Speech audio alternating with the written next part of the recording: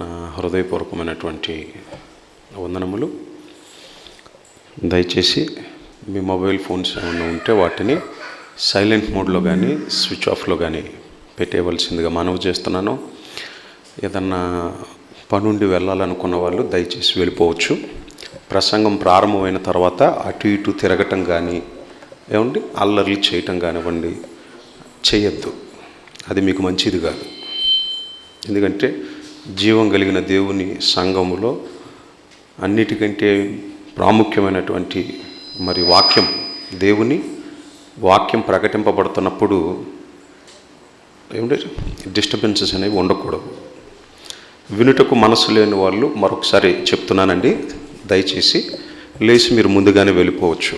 ఏ విధమైనటువంటి అభ్యంతరం లేదు. కానీ ప్రసంగం ప్రారంభమైన తర్వాత దయచేసి అటు ఇటు తిరగటాలు, లేచి వెళ్ళిపోవటాలు, డిస్టర్బెన్సెస్ లాంటివి క్రియేట్ చేయకండి. కళ్ళు మూసుకోండి, ప్రార్థన చేసుకొని కొంత దేవుని వాక్యాన్ని ధ్యానం చేద్దాం.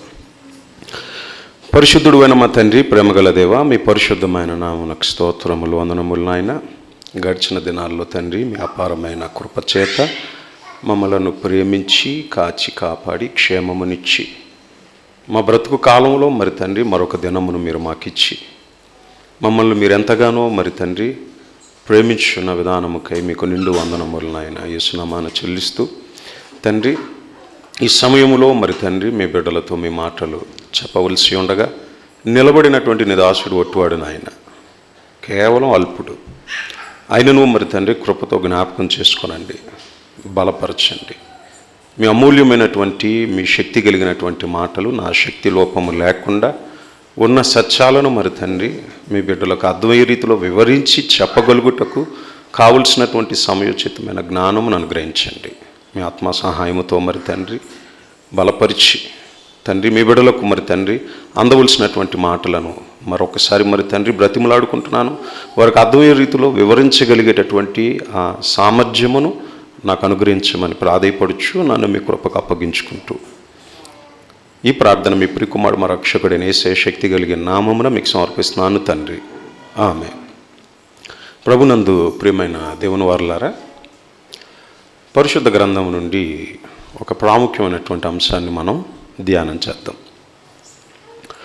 అపోస్తలుడైనటువంటి పౌలు గారు ఫిలిప్పీ సంఘానికి రాస్తున్నటువంటి ఒక సంగతిని మనం ఒకంత ధ్యానం చేద్దాం. ఫిలిప్పీలకు రాసినటువంటి ఫిలిప్పీ సంఘానికి పౌలు గారు రాస్తున్నటువంటి ఆయన పత్రికలో ఆయన ఏమని రాస్తున్నాడో ఒకసారి ఫిలిప్పీలకు రాసిన పత్రిక 3వ అధ్యాయము అందులో 17వ వచనం నుంచి మనం చదువుదాం.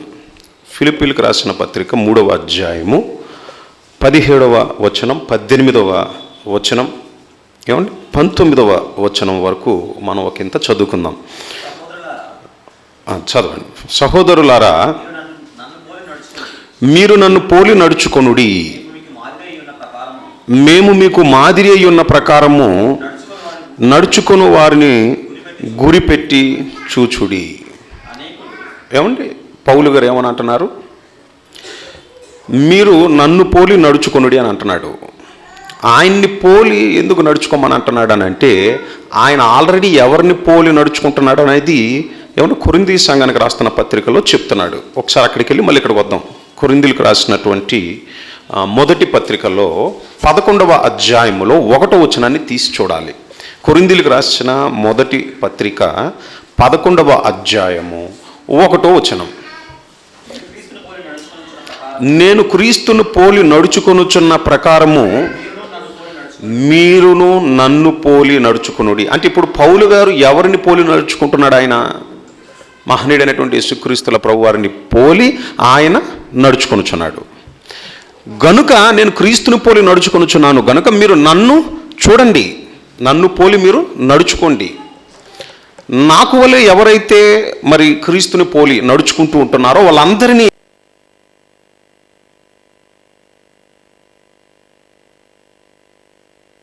అని చెప్పి అంటున్నాడు. ఆ 17వ వచనంలో ఎందుకు ఈ హెచ్చరిక జారీ చేశాడంటే, ఫిలిప్పీ సంఘానికి 18వ వచనంలో ఇప్పుడు ఒక థ్రెట్ లేదా ఒక అపాయం లేదా సంఘానికి చాలా జాగ్రత్త చెప్పవలసినటువంటి సంగతిని చెప్తున్నాడు అన్నమాట.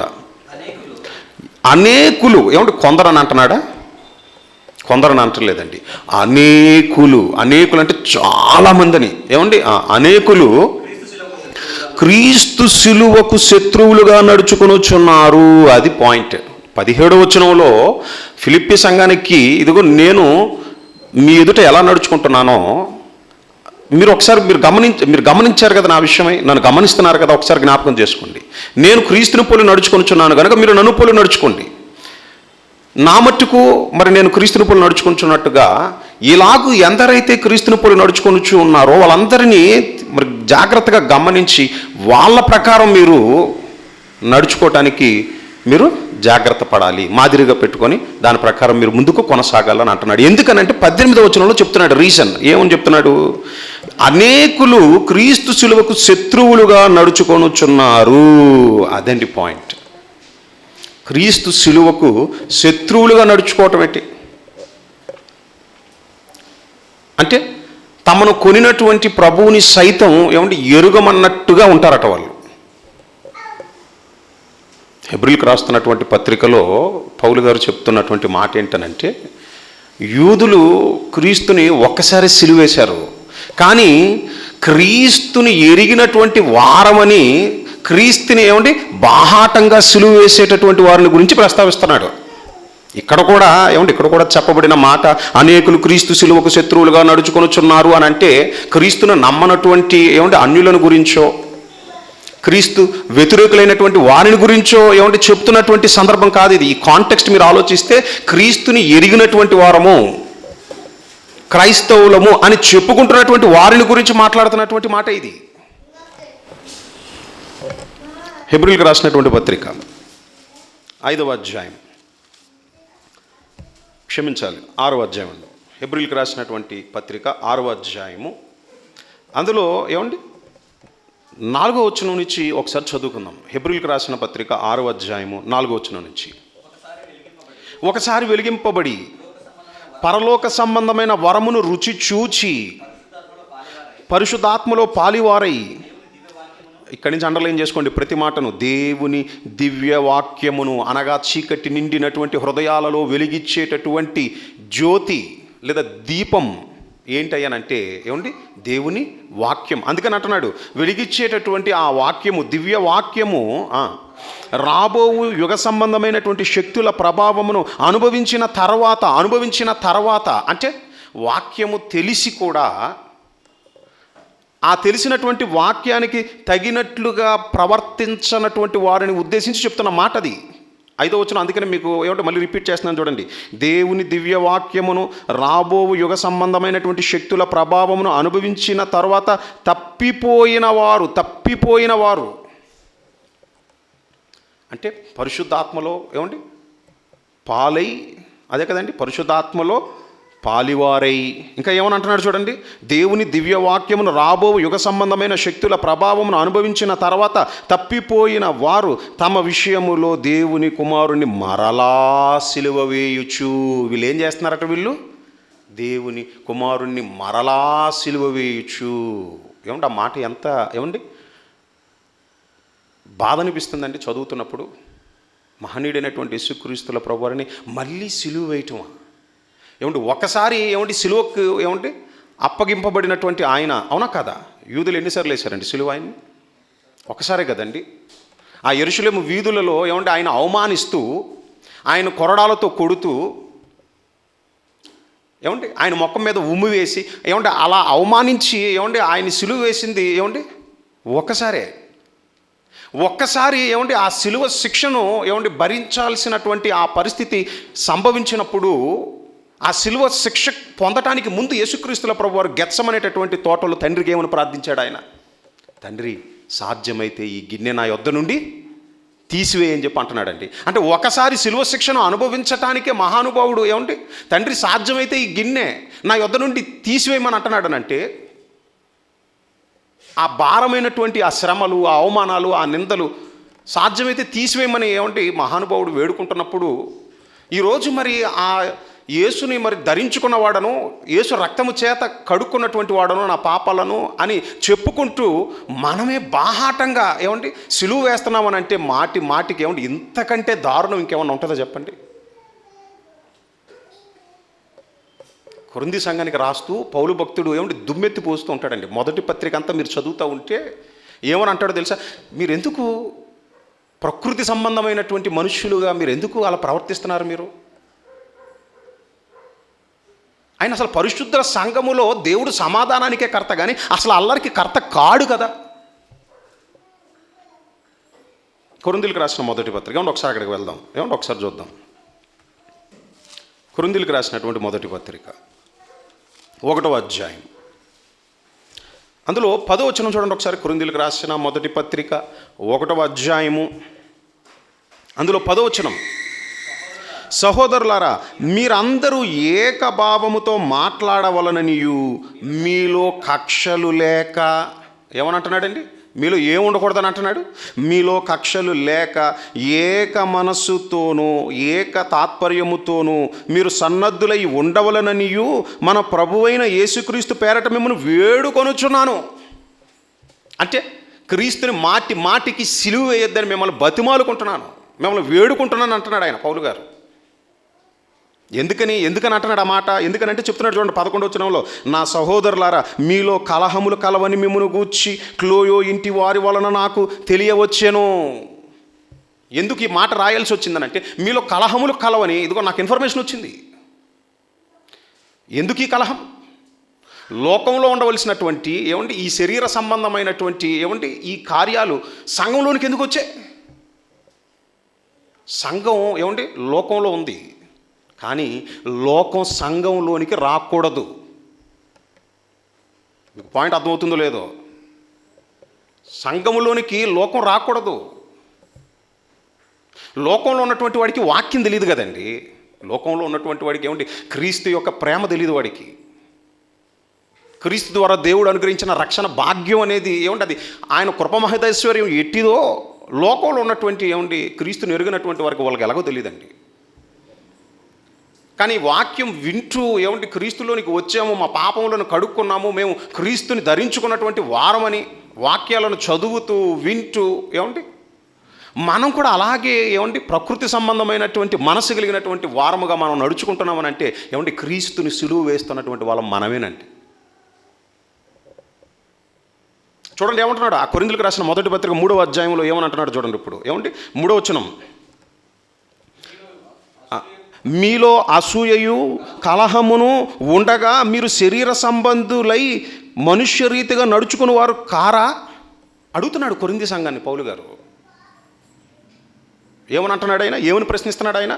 మీలో అసూయయు కలహమును ఉండగా మీరు శరీర సంబంధులై మనుష్య రీతిగా నడుచుకుని వారు కారా? అసలు ఇవన్నీ ఏమండి ఈ అసూయ ఈ కలహము ఏమండి దీనిని గురించి ఎక్కడ చెప్తున్నాడు ఆయన? గలతీలకు రాసిన పత్రికలో చెప్తున్నాడు. ఏమని అంటున్నాడు చూడండి ఒకసారి.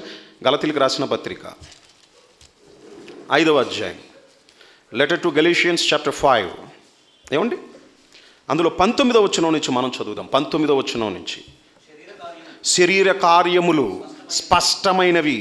అవేంటనంటే అవి జారత్వము, అపవిత్రత, కాముకత్వము, విగ్రహారాధన, అభిచారము, ద్వేషములు, కలహము, మత్సరములు, క్రోధములు, కక్షలు, భేదములు, ఏమండి విమతములు, అసూయలు, మత్తతులు, అల్లర్లతో కూడిన ఆటపాటలు మొదలైనవి.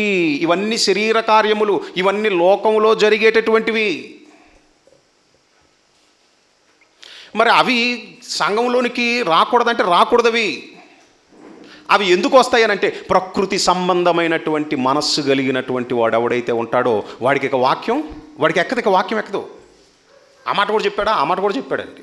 ఏమంటే ఇదే కొరింథీలకు రాసిన పత్రికలో ఏమని అంటున్నాడు చూడండి ఒకసారి. కొరింథీలకు రాసినటువంటి మొదటి పత్రిక 2వ అధ్యాయం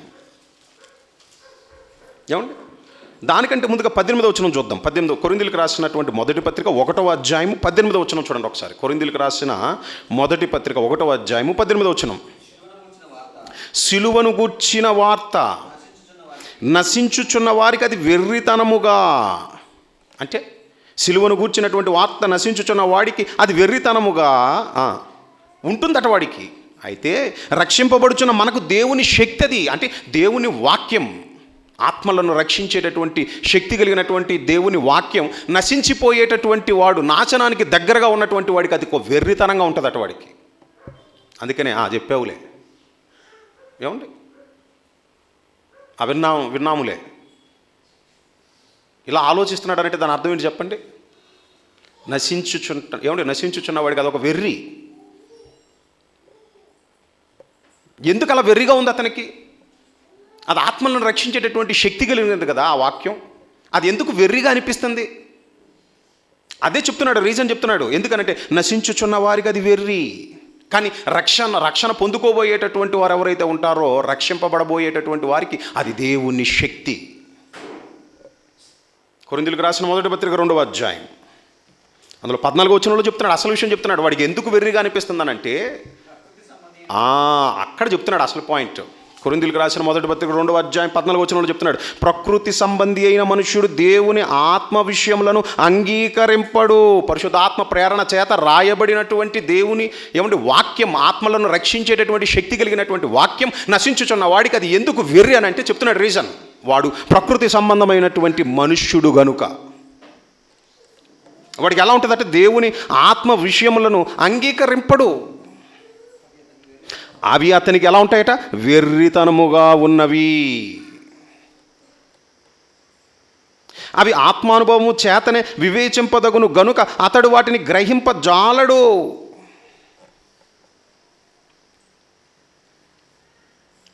అందుకని అంటున్నాడండి పౌలు గారు ఫిలిప్పీలకు రాసిన పత్రికలో చెప్తున్నాడు, అనేకులు సిలువకు శత్రువులుగా ఎందుకు నడుచుకొనుచున్నారని అంటే కారణం, ఇప్పుడు వెళ్దాం, అక్కడికి వెళ్దాం మళ్ళీ. ఇప్పుడు ఇదంతా విన్నారు కదా, ఇప్పుడు ఒకసారి ఫిలిప్పీలకు రాసిన పత్రిక,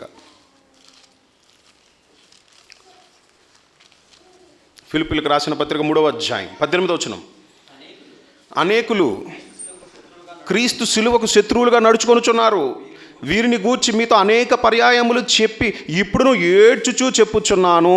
వారి ముగింపును గురించి చెప్తున్నాడు చూడండి, నాశనమే వారి అంతము, వారి ఎండింగ్, నాశనమే వారి యొక్క అంతము అని ఏమంటున్నాడు చూడండి. వారు తాము సిగ్గుపడవలసిన సంగతుల యందు అతిశయపడుచున్నారు, భూ సంబంధమైనటువంటి వాటి ఎందే మనస్సుంచుచున్నారు. అంటే ప్రకృతి సంబంధమైనటువంటి మనిషిగా భూ సంబంధమైనటువంటి ఆ మనస్సు ఉన్నది గనుకనే శరీర కార్యములకు సంబంధించినటువంటి వాటికి చోటిస్తున్నాడు. అది పాయింట్. అదే ఆత్మ కలిగినటువంటి వాడు, దేవుని ఆత్మ కలిగినటువంటి వాడు దేవుని యొక్క వాక్యానికి వాడు హృదయంలో చోటిస్తాడు. ఆ వాక్య ప్రకారం నడుచుకోవటానికి వాడు ప్రయాసపడతాడు. యేసుక్రీస్తుల ప్రభువారు ఒక మాట అన్నారండి, నేను చెప్పిన వాక్యమే అంచెదినమందు వానికి తీర్పు తీర్చునని చెప్పి అన్నాడండి. అంటే మన అంచెదినం అనగానే ఈ విశ్వపు అంచెదినానికి వెళ్ళిపోతాం మనం ఎంతసేపు. Second coming of Jesus Christ అది ముందు సంభవిస్తుందో లేదా మనం ఈ లోకాన్ని ముందు విడిచిపెట్టి వెళ్ళిపోతామో ఏది ముందు సంభవిస్తుందో మనకి తెలియదు. మన పోకడో లేకపోతే ఆయన రాకడో ఏది ముందు సంభవిస్తుందో తెలియదు. కానీ మనం ఇక్కడ నుండి విశ్రమించేటటువంటి లేదా ఈ లోకాన్ని విడిచిపెట్టేటటువంటి ఆ టయానికి ఆత్మ ఈ దేహాన్ని మరణం లేదా చావు అనే పేరుతో వెకేట్ చేసేటటువంటి ఆ టయానికి మనం ఎక్కడికి, విశ్రాంతిలోనిక లేకపోతే వేదనకరమైనటువంటి స్థలానిక అని డిసైడ్ చేసేది ఏదో కాదండి. ఇదిగోండి ఇదే 66 పుస్తకాలుగా మీ చేతిలో ఉందే దేవుని వాక్యం. దాని కనుక మీరు ఎదురుగా పెట్టుకొని మనం మాట్లాడే విధానం, మనం ప్రవర్తించే విధానం ఒక్కసారి మనం చెక్ చేసుకున్నాం అనుకోండి. అప్పుడప్పుడు జలుబు, జ్వరము, తలనొప్పి మోర్ సిమ్టమ్స్ చెప్పామనుకోండి డాక్టర్ గారి దగ్గర, అప్పుడు ఏమంటాడు తెలుసా? ఎందుకైనా మంచిది రక్త పరీక్ష చేయించుకుందామని అంటాడు, లేదా ఒకసారి రక్త పరీక్ష చేయించండి అని అంటాడు. ఎందుకంటే రోగం ఏదైతే ఉందో అది బయటపడాలని అంటే ఏం పరీక్ష కావాలి? ఇప్పుడు రక్త పరీక్ష చేయించాలి. కొన్నిసార్లు యూరిన్ టెస్ట్ కూడా రాస్తూ ఉంటారండి. ఇన్ని పరీక్షలు దేనికండి డాక్టర్ గారు అని అంటే, మరి రోగం ఏం ప్రాబ్లం ఉందో బయటకు రావాలి కదా. అలాగే మన విషయమై మనం మనం పరలోకం వెళ్తామో లేదో అనేటటువంటి విషయం మనం కన్ఫర్మ్ చేసుకోవాలనంటే దేవుడు అంటున్నాడు, నాయన ఎవరినో నువ్వు అడగద్దు, నిన్ను గురించి నీకు బాగా తెలుసు. అంతే కదండి. నా గురించి నాకు తెలుసు అంటారా తెలియదు అంటారా చెప్పండి? మీకు తెలిసింది కొంతవరకేనండి, మహా అయితే ఏమండి. ఎందుకంటే బాహ్యంగా మీరు నన్ను చూస్తున్నారు, కానీ లోన అంతరంగమందు నా హృదయములో ఉన్నటువంటి తలంపులను పరిశోధించేటటువంటి వాడు ఉన్నాడే, దేవునికి తెలుసు. దేవుని తర్వాత ఏమండి, నా గురించి నాకు బాగా తెలుసు. గనుక మనల్ని గురించి మనమే ఒకసారి ఏమండి ఆత్మవిమర్శన చేసుకున్న ఎడల ఏమండి, ఇదిగో ఈ వాక్యం అనేటటువంటి ఏమండి దీని దగ్గరకు వచ్చి ఏమండి మనల్ని మనం ఏమండి పరిశీలించుకున్న ఎడల మనకే తెలిసిపోతుందండి. మనం ఏమండి పరలోకానికి అర్హులమా లేకపోతే అనర్హులమా, మనం క్రీస్తుని ఏమండి ధరించుకున్నటువంటి వారమా లేకపోతే క్రీస్తుని సిలువ వేస్తున్నటువంటి వారమా అనేది కన్ఫర్మ్ అయిపోతుంది. ఎవరో చెప్పాల్సిన అవసరం లేదండి మనకి.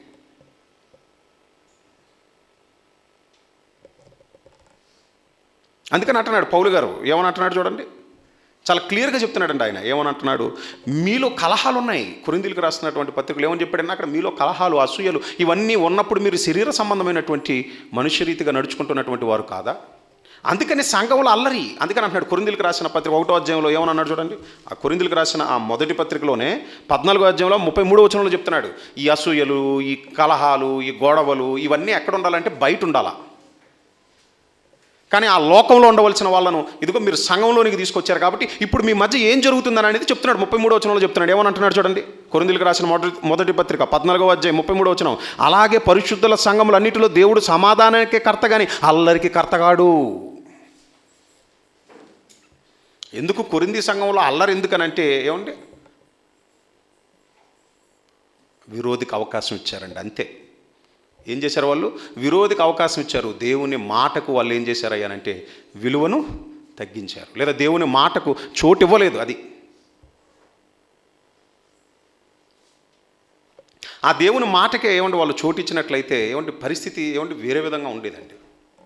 అందుకనే పౌలు గారు చెప్తున్నారు, మీలో ఈ గొడవలకి వీటన్నిటికీ కారణం ఏంటంటే మీ మధ్య ఒకటి లోపించింది. ఆ లోపించిన దానిని గురించే చెప్పుకుంటూ వస్తాడు. ఆ 13వ అధ్యాయం అంతా అదే. అందులో ఏమంటే కొరింథీయులకు రాసిన మొదటి పత్రిక 12వ అధ్యాయములో ఏమని అంటున్నాడు చూడండి. ఏమండి, కృపావరములు నానా విధములుగా ఉన్నాయని మాట్లాడుతూ దానికి మించిన దానిని గురించి ఒకటి చెప్తున్నాడు చూడండి. 31వ వచనంలో చెప్తున్నాడు చూడండి. 31వ వచనం, కృపావరములలో శ్రేష్టమైన వాటిని ఆసక్తితో అపేక్షించుడి, ఇదియుగాక సర్వోత్తమైన మార్గమును మీకు చూపుచున్నాను. ఆ మాటను పెన్నుండి అర్జెంటుగా అండర్లైన్ చేసుకోండి. ఇదియుగాక సర్వోత్తమమైనటువంటి మార్గమును మీకు చూపుచున్నాను. ఏంటా సర్వోత్తమమైనటువంటి మార్గం, ఏంటా గొప్పది ఉన్నతమైనటువంటి ఆ మార్గం ఏంటి అని అంటే కంటిన్యూ చేయండి. ఇప్పుడు 13వ వచనం నుంచి మీకు 13వ అధ్యాయం నుంచి చెప్తున్నాడు. 13వ అధ్యాయంలో ఏమని అంటున్నాడు చూడండి, మనుషుల భాషతో దేవదూతల భాషతో నేను మాట్లాడినను ప్రేమ లేని వాడినైతే మ్రోగేడు కంచును గనగనలాడు తాళమునై యుందును. అదండి. ఇంకా ఏమని అంటున్నాడు చూడండి 2వ వచనంలో. ఏమండి ఆ 2, 3 ఏమంటే వాటన్నిటిని మీరు చదువుకుంటూ వెళ్తే ఏమండి, ప్రేమ లేని వాడినైతే నేను వ్యర్థుడను అంత చెప్పుకొస్తున్నాడండి. బీదల పోర్షన్ నిమిత్తం ఆస్తంతా ఇచ్చిన, కాల్చబడుటకు నా శరీరాన్ని అప్పగించిన ప్రేమ లేని వాడినైతే నాకు ప్రయోజనం ఏమీ లేదు.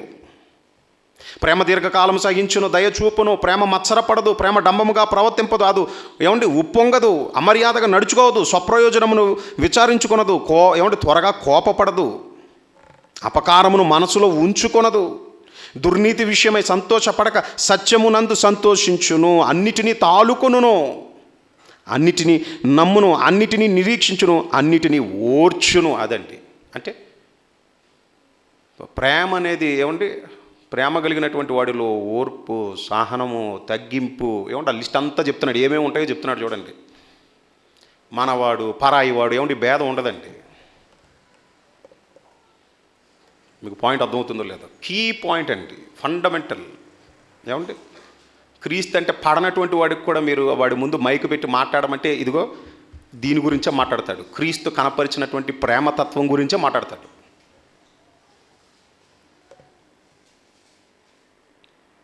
ఏమని అంటున్నాడు చూడండి, అన్నిటినీ తాలుకొను, అన్నిటినీ నమ్మును, అన్నిటినీ నిరీక్షించును, అన్నిటినీ ఓర్చును, ప్రేమ శాశ్వత కాలం ఉండును.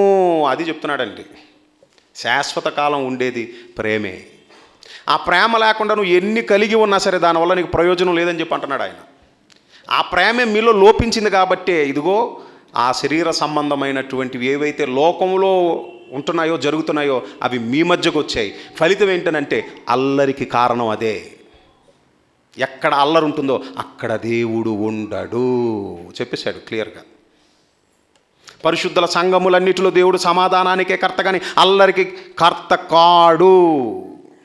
మరొక చోటకి వెళ్ళేసరికి ఏమంటాడు తెలుసా? మీరు కూడుకొనుట కీడికే కానీ మేలుకు కాదు అనేసాడు.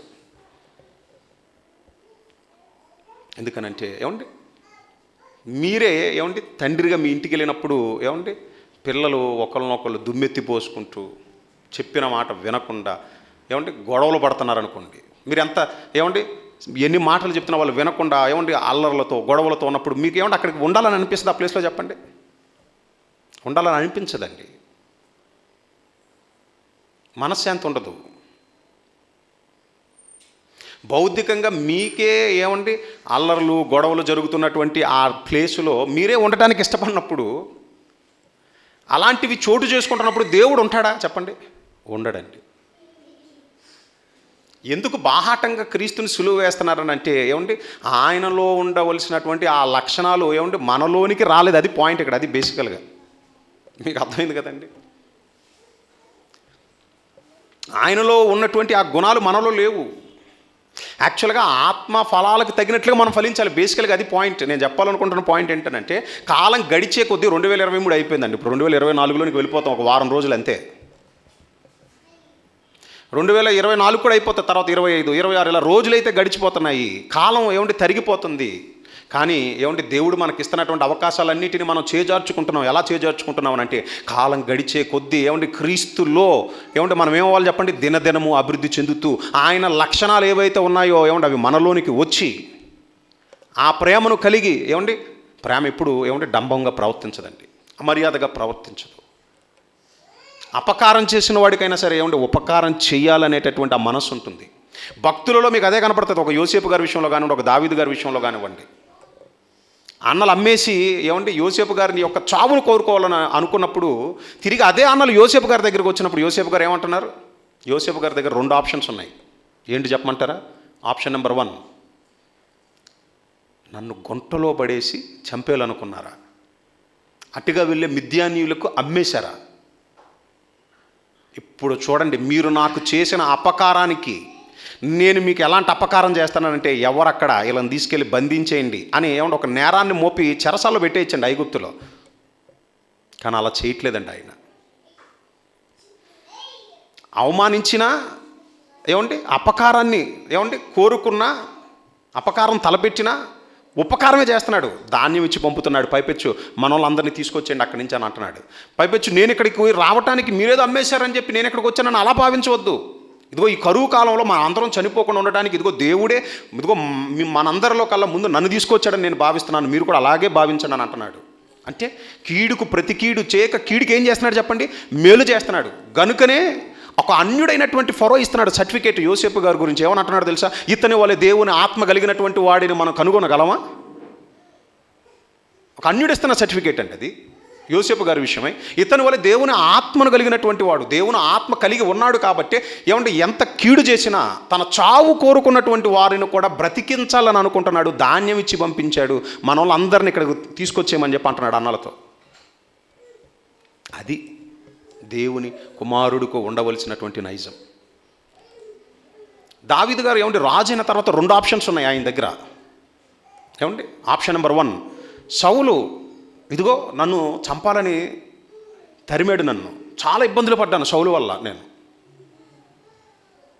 కాబట్టి ఇప్పుడు సౌలు కుటుంబీకులలో ఎవరున్నారో ఎవరిని ఒక్కడిని కూడా నేను ఉంచడానికి వీలు లేదు అని వాళ్ళందరినీ చంపేయచ్చండి. ఎందుకంటే ఇప్పుడు రాజు అయిపోయాడు కదండి, అధికారం అతని చేతిలో ఉంది కదండి.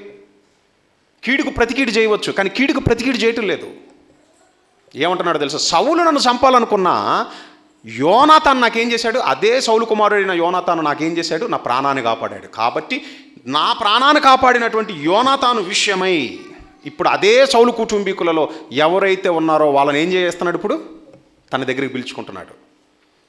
మెఫీబోషెత్ వచ్చిన తర్వాత అంటున్నాడు, ఇదిగో నువ్వు నా కుమారుడితో సమానం, నా భోజన బల్ల దగ్గర నువ్వు కూర్చోవాలని అంటున్నాడు. అంటే కీడు చేసినటువంటి వాడికి ఏం చేస్తున్నాడు చెప్పండి? మేలు చేస్తున్నాడండి. సౌలే దావీదును చంపాలని ఏమంటే దావీదు చేతికి దొరికిపోతాడండి సౌలు. అప్పుడు దావీదు తనను తాను తగ్గించుకుంటూ మాట్లాడిన ఆ మాటలు ఏమంటే నిజంగా హ్యాట్స్ ఆఫ్ అండి. చచ్చిన కుక్క లాంటి నన్ను వెంబడిస్తుంది. ఆ టైంలో దావీదు గారు, రే నేను గొలియాతుని వేసేసినోడిని, ఆఫ్టర్ ఆల్ నువ్వు నా ముందు అని ఏమంటే ఒక మాట మాట్లాడి ఏమండి సౌలుని చంపేయచ్చండి. కానీ అలా డంబంగా ప్రవర్తించలేదు. కారణం ఏంటంటే ప్రేమ కలిగి ఉన్నాడు కాబట్టి. ఏమని అంటున్నాడంటే, చంపడానికి వచ్చినోడిని ఏమని అంటున్నాడనంటే ఒకే ఒక మాట అంటున్నాడు. ఏమంటున్నాడనంటే, కుక్కలాంటి ఉన్నాయా, నన్ను చంపడానికి నువ్వెందుకు రాజ్యాన్ని, ఆ ప్యాలెస్ని వదిలేసి ఇదిగో నువ్వెందుకు అరణ్యాల పాలవుతూ నన్ను ఎందుకు తిరుగుతున్నావు నువ్వు అని ఏమండి చంపకుండా వదిలేసి ఏమంటున్నాడు, తన ముందు తాను ఏమండి నేరం చేయనటువంటి వాడైనా సరే ఏమండి తనను తాను తగ్గించుకొని నన్ను చంపడానికి ఎందుకయ్యా నువ్వు పరుగులు తీస్తున్నావు, అయినా నాకు మధ్య ఇప్పుడు తీర్పు తీర్చవలసింది దేవుడే. అది పాయింట్. నాకేదో అన్యాయం జరిగిపోయింది, నాకేదో ఇదైపోతుంది అదైపోతుంది అని ఏమండి మనుషుల దగ్గరికి వెళ్ళి చెప్పుకోకండి. ఫర్ యువర్ కైండ్ ఇన్ఫర్మేషన్, మనిషి మహా అయితే విని జాలి పడతాడేమో మీ గురించి, అంతకుమించి ఏం చేయలేడు మీకు. కానీ జరుగుతున్నదంతా ఏమండి పైన ఒక ఆయన ఉన్నాడు, దేవుడు ఉన్నాడు, ఏమండి ఆయన చూస్తున్నాడు. నేరము చేసినటువంటి వాడెవడైతే ఉంటాడో వాడెవడు దేవుని చట్టం నుండి తప్పించుకోలేడు. ఎవరైనా సరే, అది నేనైనా మీరైనా ఎంత గొప్ప వ్యక్తి అయినా సరే, మహా అయితే ఏమంటే లోక చట్టాల నుండి మనం తప్పించుకోవచ్చేమో, కానీ నేరం చేసినటువంటి వాడు ఎవడైతే ఉన్నాడో వాడు దేవుని నుండి తప్పించుకోలేడు. అందుకనే ఏమండి యేసుక్రీస్తుల ప్రభువారిని గురించి ఏమండి ఈ సందర్భంగా ఆ మాట చూద్దామా. ఏమండి నేను భరించలేకపోతున్నానండి, నేను సహించలేకపోతున్నానండి, నన్ను అంటున్నారండి, ఏమండి చూద్దాం. ఏమండి మరి ఆయన యేసుక్రీస్తుల ప్రభువారిని కూడా అన్నారు కదా, మరి ఆయన మరి ఏం చేశాడో చూద్దాం. పేతురు గారు రాసిన మొదటి పత్రిక 2వ అధ్యాయం. పేతురు గారు రాసిన మొదటి పత్రిక 2వ అధ్యాయం 19వ వచనం. పేతురు గారు రాసిన మొదటి పత్రిక 2వ అధ్యాయం 19వ వచనం. ఎవడైనను అన్యాయముగా శ్రమ పొందుచు దేవుని గూర్చిన మనసాక్షి కలిగి దుఃఖము సహించిన ఎడల అది హితమగును. ఎందుకనంటే చెప్తున్నాడు చూడండి 20వ వచనంలో, తప్పిదముకై దెబ్బలు తిన్నప్పుడు మీరు సహించిన ఎడల మీకేమి ఘనమో. ఏమండి నన్ను బస్సులో నుంచి గెంటేశారండి బయటికి అనగానే, అరే రే ఎందుకు గెంటేశారండి అనగానే టికెట్ కొనలేదండి అన్నాం అనుకోండి, అప్పుడు ఎవరైనా జాలి చూపిస్తారా మన మీద? ఒరే బస్సులో ప్రయాణించాలంటే టికెట్ కొనాలరా, టికెట్ కొనకుండా నువ్వు ప్రయాణించి భయపెచ్చు నన్ను తోసేశారండి అని చెప్పి చెప్తావా నువ్వు అని మనమే మళ్ళీ ఏం చేస్తాం చెప్పండి, వాడిని తిడతాం. అదే చెప్తున్నాడు ఇక్కడ కూడా. ఏమని అంటున్నాడు, నువ్వు తప్పు చేసినప్పుడు, ఒకడు నిన్ను కొట్టినప్పుడు లేదా ఒకడు నిన్ను అన్నప్పుడు ఏమంటున్నాడు ఆయన, తప్పిదమ్ముకై దెబ్బలు తిన్నప్పుడు మీరు సహించిన ఎడల మీకేమి ఘనము. నువ్వు తప్పు చేసావు కాబట్టి నీకు శిక్షించాడు. నన్ను ఎవరో కొట్టేశారని నువ్వు దీలా పడిపోయి దాని గురించి నలుగురి దగ్గర చెప్పుకోవటం మూలంగా నీకు ఒరిగేదేమీ లేదు. కానీ నీకు ఘనత ఎప్పుడో తెలుసా, దేవుడు నిన్ను మెచ్చుకునేది ఎప్పుడో తెలుసా చెప్తున్నాడు. కింద చెప్తున్నాడు చూడండి, మేలు చేసి బాధపడినప్పుడు మీరు సహించిన ఎడల అది దేవునికి హితమగును. పాయింట్. ఏమంటున్నాడు, నువ్వు తప్పు చేయకపోయినా నిన్ను అంటున్నా సరే నువ్వు భరిస్తున్నావు చూసావా, అప్పుడు నువ్వు దేవునికి ఇష్టడు అవుతున్నావు. ఇంకా ఏమని అంటున్నాడు చూడండి 20వ వచనంలో, ఏమంటే 21వ వచనంలో ఏమని అంటున్నాడు చూడండి. ఇంకా కంటిన్యూ చేసి చదవండి, ఒక మంచి మాట అన్నాడు చూడండి.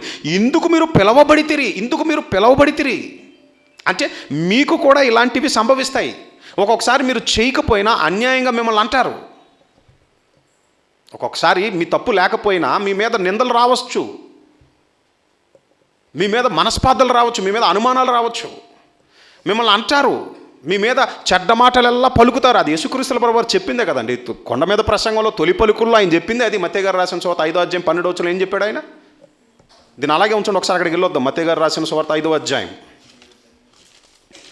మత్తయి గారు రాసిన సువార్త 5వ అధ్యాయము 11వ వచనం. నా నిమిత్తము జనులు మిమ్మల్ని నిందించి హింసించి మీ మీద అబద్ధముగా చెడ్డ మాటలెల్లా పలుకున్నప్పుడు మీరు కూర్చొని ఒక గదిలో ఏడవండి అని అంటున్నాడు ఆయన. ఏమని అంటున్నాడు ఆయన? మీరు ధన్యులు అంటే బ్లెస్డ్, దేవుడి చేత నేను ఆశీర్వదింపబడినటువంటి వాడనని అప్పుడు అనుకోవాలి నువ్వు. ఎందుకు? ప్రభువా నేను ఏ నేరం చేయలేదు, నేనే తప్పిదం చేయలేదు, నేనేం అనలేదు, అయినా సరే లేని వార్త నా విషయమై పుట్టించారు, నన్ను అంటున్నారు అన్యాయంగా, నన్ను నిందిస్తున్నారు అన్యాయంగా, నన్ను దూషిస్తున్నారు అన్యాయంగా. ఇదిగో న్యాయమైనటువంటి తీర్పు తీర్చువాడివి, సర్వలోకాధిపతివి నీవు ఉన్నావు కాబట్టి నీకు అప్పగిస్తున్నాను ఈ కేస్. నా విషయమై తీర్పు తీర్చవలసిన వాడవు నీవే. మరి నేను నీ మాటకు విధేయుడనై వాళ్ళని నేను క్షమిస్తున్నాను. ఇది ఏమంటే ఒక విశ్వాసిగా, ఒక క్రైస్తవుడిగా నువ్వు నడుచుకోవలసినటువంటి విధానం. నన్ను అంటావా నువ్వు? నేను అనలేనా? నాకు కూడా వచ్చు మాటలు, నేను అంటాను అని మీరు అన్నారనుకోండి, అప్పుడు మీరు దుష్టుని ఎదిరించినటువంటి వారు అవుతారు. మీకు అర్థమవుతుందా? మీకు ఏమని అంటున్నాడు చూడండి, 11వ వచనంలో, 12వ వచనం కంటిన్యూ చేసి చదవండి. సంతోషించి ఆనందించుడి, పరలోకమందు మీ ఫలము అధికమగును, ఈలాగున వారు మీకు పూర్వమందున్న ప్రవక్తలను హింసించిరి. ఇది మీకేదో కొత్తగా ఇప్పుడు జరుగుతుందని మీరు అనుకోవద్దు. మీకు ముందున్నటువంటి వాళ్ళకు జరిగింది కూడా ఇదే. వాళ్ళకి జరిగింది ఇదిగో ఇప్పుడు మీకు జరుగుతుంది, లేదా నాకు జరుగుతుందని నేను అనుకోవాలంతే. ఇంకా చదువుదాం. ఏమంటే పేతురు గారు రాసిన మొదటి పత్రిక 2వ అధ్యాయం 21వ వచనం. క్రీస్తు కూడా మీ కొరకు బాధపడి, చెప్తున్నాడు చూడండి, క్రీస్తు కూడా మీ కొరకు బాధపడి మీరు తన అడుగు జాడల యందు నడుచుకున్నట్లు మీకు మాదిరి ఉంచిపోయాను. ఆయన పాపం చేయలేదు. ఆయన ఎందుకు వేశారండి సిలువ? యేసుక్రీస్తుల ప్రభువారిని. ఏమండి, ఆయన ఏ పాపం చేయలేదండి. ఎందుకనంటే ఆయన అప్పగించినటువంటి ఇస్కరియోతు యోధానే ఇస్తున్నాడు సర్టిఫికేట్. ఏమని ఇస్తున్నాడు చూడండి, మత్తయి గారు రాసిన సువార్త 27వ అధ్యాయం. మత్తయి గారు రాసిన సువార్త 27వ అధ్యాయం అందులో ఏమండి 4వ వచనం చూడండి. మత్తయి గారు రాసిన సువార్త 27వ అధ్యాయం 4వ వచనం. నేను నిరపరాధ రక్తమును అప్పగించి పాపము చేసి తినని చెప్పాను. ఎవరు చెప్తున్నారు ఈ మాట? ఇస్కరియోతు యోధ. ఏమని చెప్తున్నాడు? నిరపరాధి యొక్క రక్తమును, అంటే ఒక నిరపరాధి రక్తం విషయమై, ఇదిగో నేను ఇప్పుడు అపరాధిని అయిపోయాను. నేను ఎవరినైతే అప్పగించానో ఆ యేసు నిరపరాధి, ఆయన నీతిమంతుడు. అప్పగించిన ఇస్కరియోతు యోధానే చెప్తున్నాడు ఆ మాట. అందుకని అంటున్నాడు ఇక్కడ, ఏమంటే పరిశుద్ధాత్మ ప్రేరణ చేత పేతురు గారు రాస్తే ఏమని అంటున్నారు 2వ అధ్యాయంలో 22వ వచనంలో ఉన్నాం. ఆయన పాపం చేయలేదండి, కానీ మన పాపముల నిమిత్తం ఆయన ఏమైపోయాడు? ఏమంటే సిలువ వేయబడ్డాడు. మనలను రక్షించడానికే ఏమండి ఆయన మన స్థానంలో ఆయన నుండి ఏమండి మన తాలూకు దోష శిక్ష ఏదైతే ఉందో ఆయన భరించాడండి. అది ఏమనుందో చూడండి. ఆయన పాపము చేయలేదు, ఆయన నోట ఏ కపటమును కనబడలేదు, ఆయన దూషింపబడి బదులు దూషింపలేదు. అది ఆయన దూషింపబడ్డాడండి. దెయ్యం పట్టినవాడు అన్నారు. ఏమండి ఇంకా ఏమన్నారు? చాలా అవహేళనలుగా మాట్లాడారు కదండి యేసుక్రీస్తుల ప్రభువారిని. ఆయన ముఖం మీద ముసుగు వేసి కొట్టి, నిన్ను ఎవరు కొట్టారో ప్రవచించు. ఏమండి ఇంతకంటే అవమానం జరిగిందా నీకు? ముఖం మీద ఏమండి ఉమ్ము వేసి యెరూషలేము వీధులలో అందరూ చూస్తుండగా కొరడాలతో కొడుతూ భారమైనటువంటి ఏమండి మొయ్యలేనటువంటి ఆ సిలువను ఏమండి ఆయన మీద మోపి ఆయనను ఊరేగించుకుంటూ, అందరూ చూస్తుండగా ఊరేగించుకుంటూ తీసుకెళ్లారు కదా. ఇంతకంటే దారుణమైన అవమానం మనకు జరిగిపోయిందా మన జీవితాల్లో? అంత అవమానాన్ని భరించినటువంటి ఆయనే ఏమండి ఏం చేస్తున్నాడట? ఆయన దూషింపబడి బదులు దూషింపలేదు. మరి దూషింపకుండా ఏం చేశాడు ఆయన? తండ్రి, వీరేమి చేయుచున్నారో వీరికి తెలియదు కనుక వీరిని క్షమించను అన్నాడు. యూదులు ఏమంటే తృణీకరించి ఆయన సిలువకు అప్పగించచ్చేమో, కానీ పరలోకమందు ఉన్నటువంటి తండ్రి, ఎందుకంటే నెక్స్ట్ లైన్ చదవండి మీరు ఏమనుందో చూడండి. ఆయన శ్రమ పట్టబడి బెదిరింపక న్యాయముగా తీర్పు తీర్చు దేవునికి తన్ను తాను అప్పగించుకొనెను. ఏముంది చూడండి 23వ వచనంలో, ఆయన శ్రమ పెట్టబడి బెదిరింపక న్యాయముగా తీర్పు తీర్చు దేవునికి తన్ను తాను అప్పగించుకొనెను. దేవుణ్ణి తనను తాను దేవునికి అప్పగించుకున్నాడు కదండి. అందుకనే ఏమండి పరలోకమందు ఉన్నటువంటి ఆ తండ్రి ఆయనకి ఏ స్థానం ఇచ్చాడో తెలుసా? నాయన, నువ్వు ఇదిగో దూతలపైన అధికారులపైన అధికారము నొందినటువంటి వాణిగా. అందుకని పునరుద్ధానుడైన తర్వాత ఏమంటున్నాడు తెలుసా శిష్యులతో? చూడండి మత్తయి గారు రాసిన సువార్త 27వ అధ్యాయం.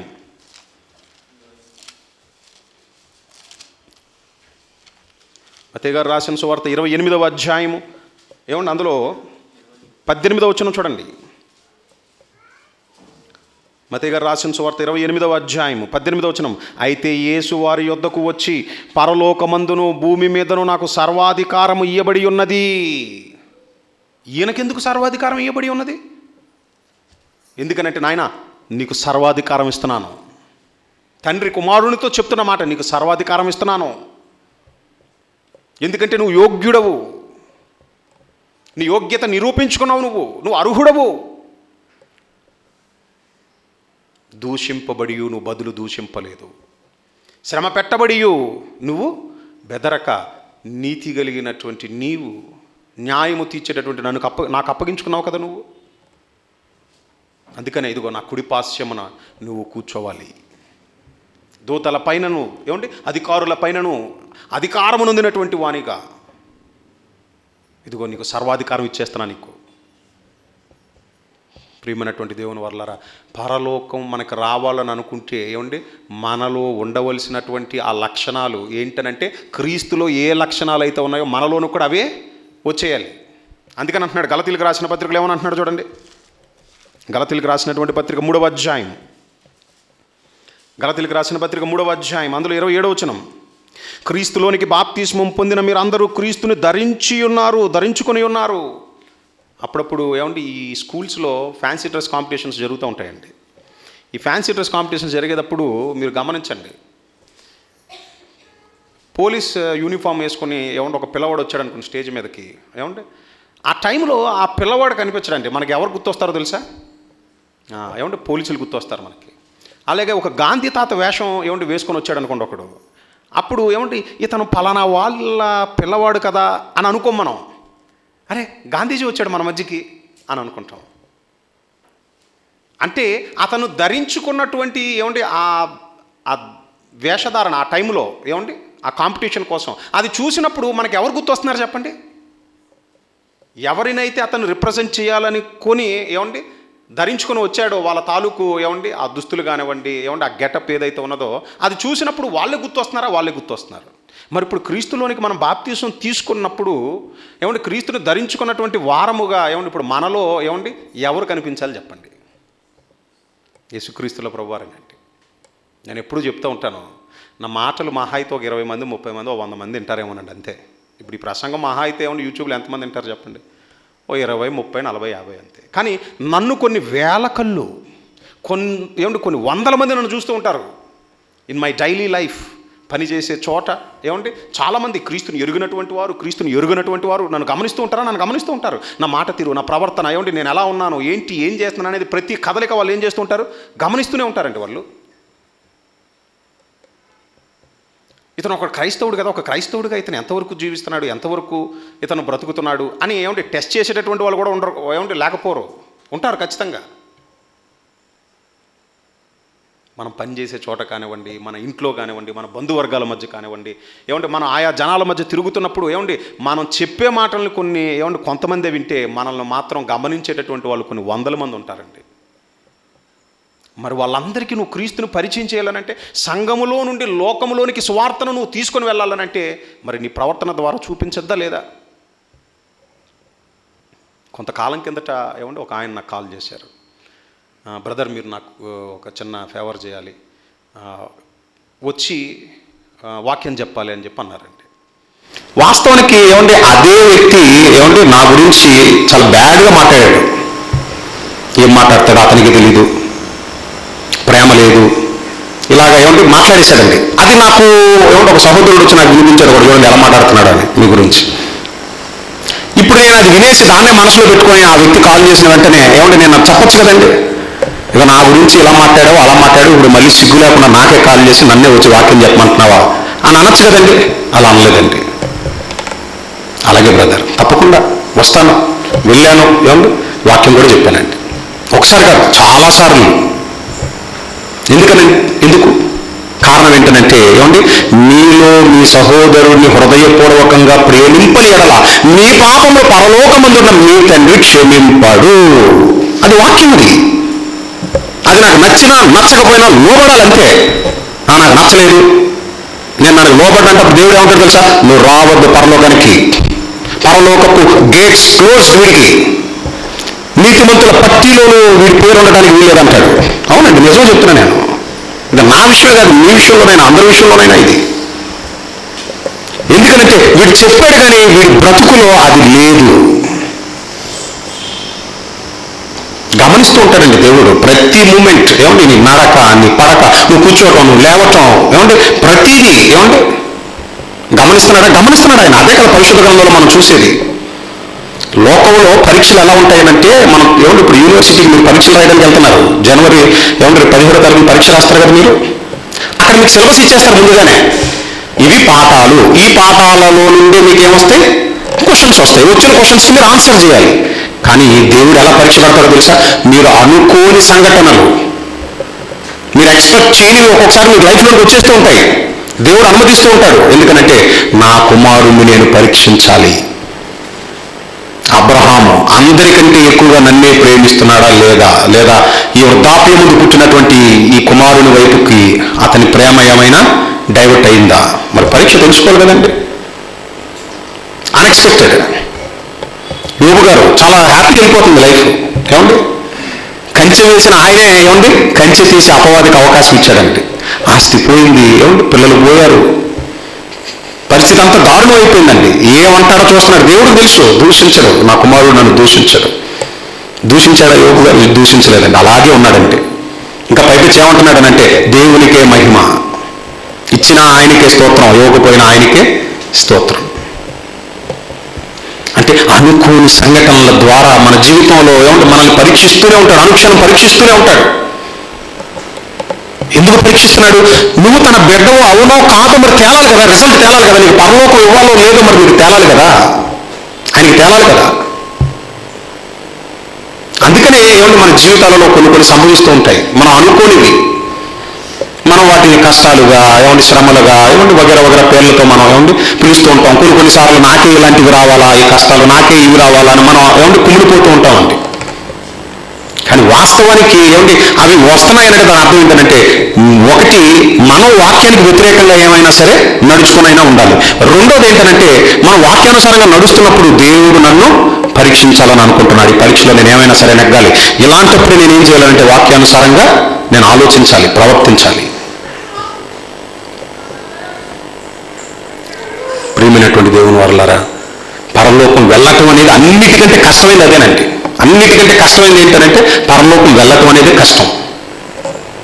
మరి వెళ్ళాలనంటే ప్రేమ కలిగి ఉండాలండి, ఓర్పు కలిగి ఉండాలి. క్రీస్తులో ఉండేటటువంటి లక్షణాలు చెప్తున్నాను మీకు. ప్రేమ, ఏమండి సహనం, త్యాగం, ఏమండి క్షమించేటటువంటి గుణం, సమాధానపరిచేటటువంటి తత్వం, తనను తాను తగ్గించుకున్నటువంటి నైజం. చూసారా ఎన్ని బయటకు వస్తున్నాయో? ఇవన్నీ ఏమండి మనం ఈ లోకాన్ని విడిచిపెట్టి వెళ్ళేలోగా మనలోనికి రాకపోతే పరలోకానికి ఏమండి మనకి ఎంట్రీ ఉండదు. రాసుకుంది. అది నాకైనా మీకైనా ఏమండి ఎవరికైనా సరే అది. ఆ లక్షణాలు మనలోనికి రాకుండా మనం అలాగే ముందుకు కొనసాగుతున్నట్లయితే ప్రియమైనటువంటి దేవుని వారలారా, క్రీస్తును బాహాటంగా సిలువ చేసేది ఎవరో కాదండి, మనమే అవుతాం. మన మాటల ద్వారా, మన ప్రవర్తనల ద్వారా. పౌలు గారు అంటున్నారు, నాకు స్వాతంత్రం ఉంది. అయితే నాకు స్వాతంత్రం ఉందని నేను అన్ని చేసేటటువంటివి కావు. అంతే కదండి. స్వాతంత్రం ఉందని ఏమన్నా అన్ని చేయగలిగినవా? నరుని వేషం దేవుడు చూడడు కదండి. అందుకని నా ఇష్టానుసారంగా నేను వస్తానంటే, సంఘానికి నా ఇష్టానుసారంగా నేను వస్తానంటే అది మిగిలినటువంటి సహోదరులకు అభ్యంతరకరంగా ఉంటుంది. అది మీ పాయింట్ అర్థమవుతుందో లేదో? మిగిలిన వాళ్ళకి అది అభ్యంతరకరంగా ఉంది. పౌలు గారు ఏమని అంటున్నారు? ఏది నిషేధింపదగినది కాదు, ప్రార్థన చేసి పుచ్చుకోవటం వలన అది అపవిత్రమైనది కాదు, అది పవిత్రపరచబడుతుంది. ఇంత జ్ఞానం నాకున్నా ఆయన ఏమనంటున్నాడు తెలుసా? క్రీస్తు ప్రేమను బట్టి నా సహోదరుడు, బలహీనమైనటువంటి నా సహోదరుడు అభ్యంతరపడకుండునట్లు నేను ఇక ఎన్నటికి నీ మాంసము ముట్టను అని అంటున్నాడు. అంటే నేను ఒకరికి అభ్యంతరకరంగా ఉండడానికి వీల్లేదు. నేను ఎందుకు అభ్యంతరకరంగా ఉండాలి? ఏ వ్యక్తి కోసం అయితే క్రీస్తు తన అమూల్యమైనటువంటి రక్తాన్ని కార్చాడో, ఏ వ్యక్తి విషయం అయితే క్రీస్తు చనిపోయాడో, నా క్రీస్తు చనిపోయాడో, ఆ క్రీస్తు త్యాగాన్ని నేనెందుకు వ్యర్థపరచాలి?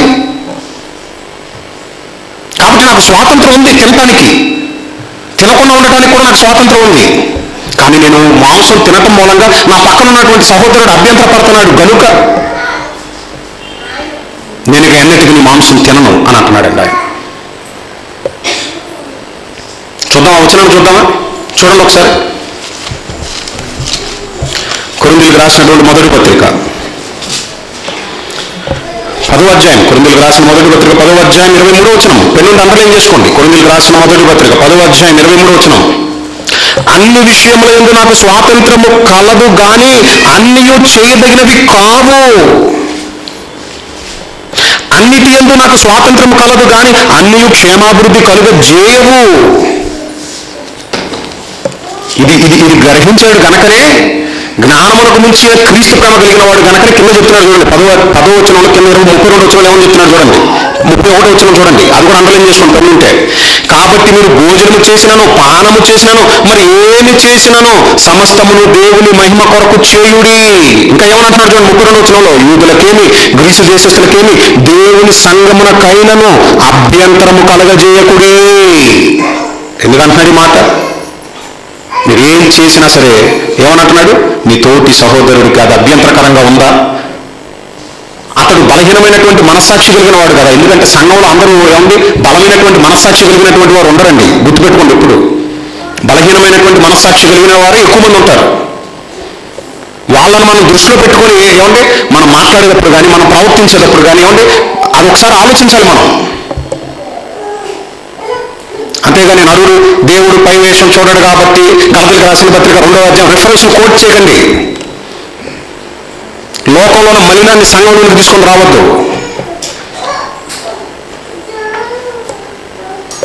అది ఒకరికి అభ్యంతరకరంగా ఉన్నప్పుడు సరి చేసుకోవాలి, నువ్వే సరి చేసుకోవాలి.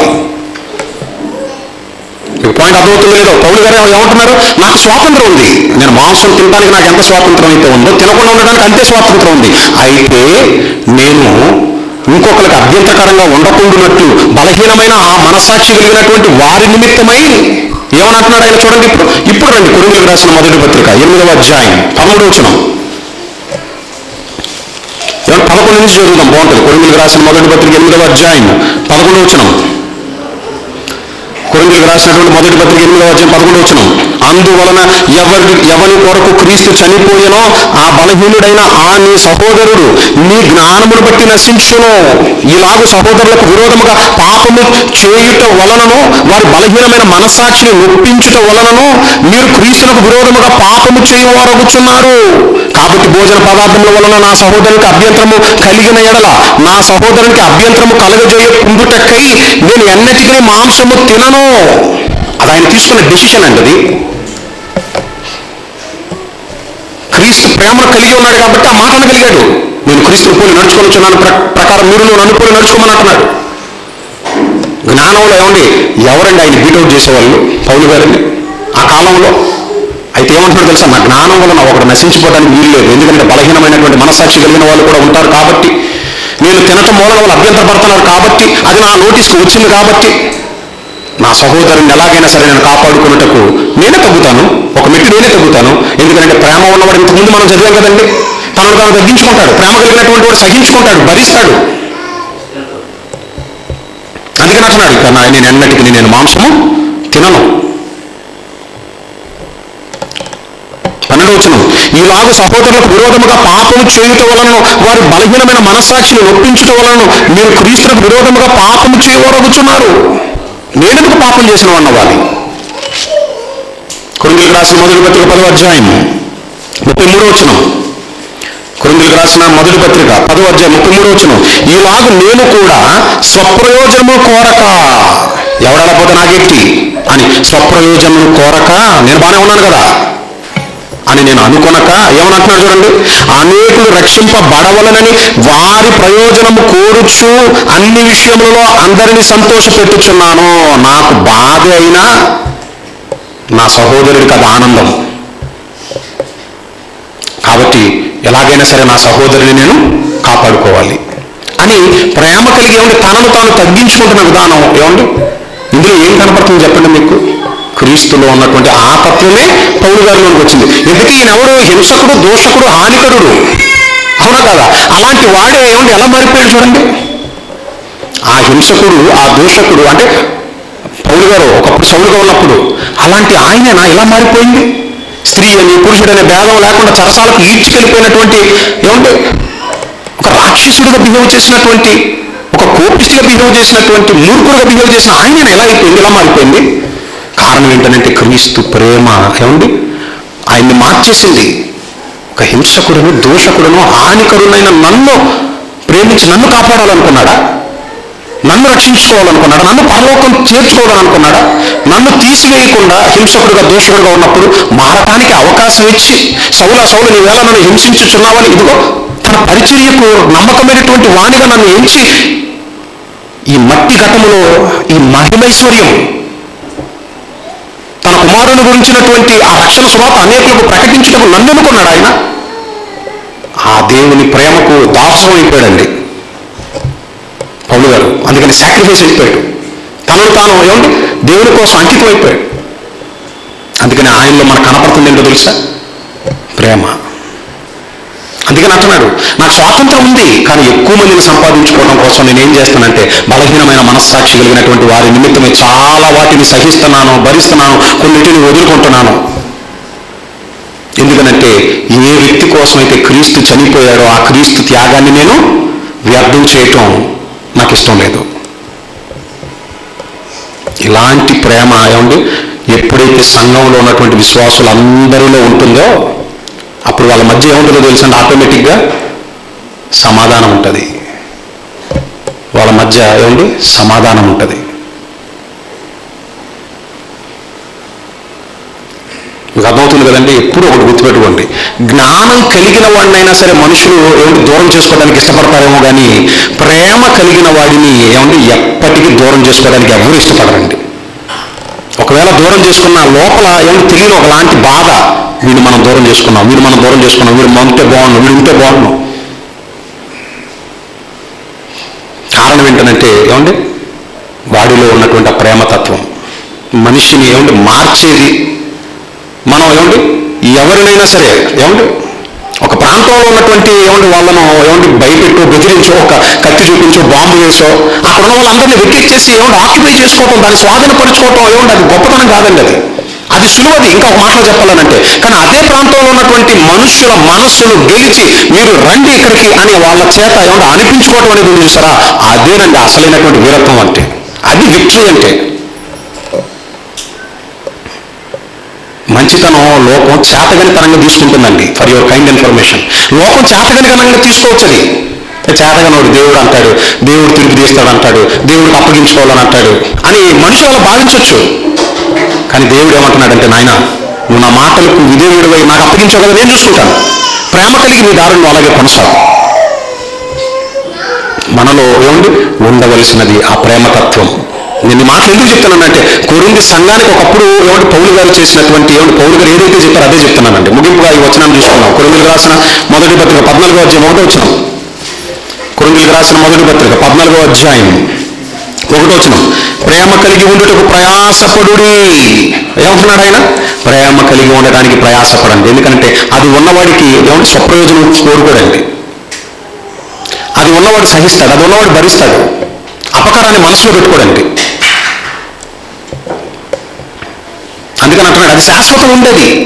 అది దేవుని లక్షణం, అది దేవుని పిల్లలు దేవుడు కోరుకుంటున్నటువంటి లక్షణం. అది అదే లేనప్పుడు మీరు ఆయన బాటలో ముందుకు కొనసాగలేరు. సర్వోన్నతుని మార్గంలో మీరు నిలిచేటటువంటి వారు కాదు. అందుకని అన్నాడు సర్వోన్నతమైనటువంటి మార్గంలో నేను మీకు చూపిస్తున్నాను అన్నాడు. వెంటనే ప్రేమ గురించి ఏమని ప్రస్తావిస్తున్నాడు. 14వ అధ్యాయానికి వచ్చేసరికి ప్రేమ కలిగి ఉండుటకు ప్రయాసపడమని అంటున్నాడు. ఎఫ్ఎస్యులకు రాసిన పత్రిక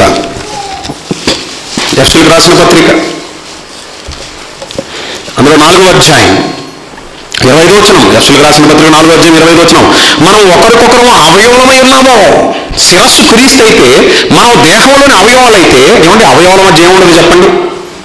అవయవాల మధ్య ఏముండదు? అసూయ ఉండదండి. కక్షలు ఉంటాయా? ఏమంటే ఇప్పుడు ఒక్కసారిగా కిడ్నీలు కళ్ళ మీద ఏమంటే కక్ష కట్టాయనుకోండి, పరిస్థితి ఎలా ఉంటుంది చెప్పండి? ఎక్కడో కాళ్ళలో ముళ్ళుగుచ్చుకుంటే కంట్లో నుంచి నీళ్ళు ఎందుకు వస్తున్నాయి? ఎప్పుడైనా ఆలోచించారా మీరు? అవయవాల మధ్య ఉన్నటువంటి ఐక్యత ఏమండి క్రీస్తు యొక్క ఏమంటే సంఘం ఏమంటే ఆయన శరీరం అయినప్పుడు, సంఘానికి శిరస్సు ఆయన అయినప్పుడు, మరి సంఘంలో ఉన్నటువంటి వారి మధ్య లేకపోతే ఏమండి ఎలా చెప్పండి? ఇష్టమైన ప్రతిదానిని లోపలికి పంపుతున్నాడు, నేను డైజెస్ట్ చేయను అని జీర్ణ వ్యవస్థ ఏమండి అలిగిందనుకోండి, అప్పుడు ఏమన్నా తినగలమా మనం? తినలేం కదండి. అంటే అవయవాల మధ్య ఏం లేదు చెప్పండి? అవయవాల మధ్య ఏమండి అసూయ లేదండి. అదే చెప్తున్నాడు. మనం అందరం ఏమై ఉన్నాం? క్రీస్తు అవయవమై ఉన్నాము. ఈరోజు అవయవాలు ఏమండి ఒకళ్ళకొకళ్ళు ఏమండి వేరైపోవాలని అనుకుంటే దాని అర్థం ఏంటి చెప్పండి? కాలుని పీకేవాడు ఒకడు, చేతులు పీకేవాడు ఒకడు, గుండెలు పీకేటటువంటి వాడు ఒకడు.